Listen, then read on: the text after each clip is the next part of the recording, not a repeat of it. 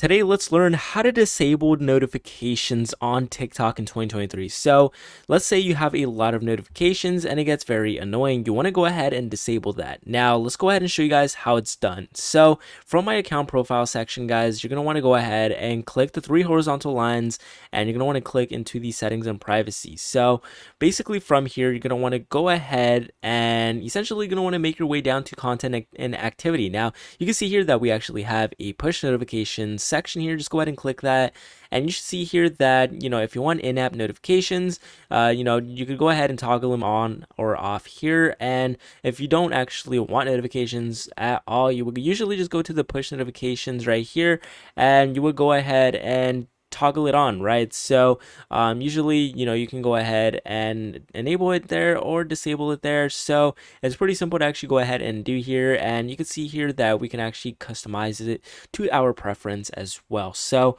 with that being said, guys, that's how you go ahead and disable notifications on TikTok. It's extremely simple to do, and with that being said, consider leaving a like in the video and subscribing to the channel. But with that being said, I'll see you guys next time.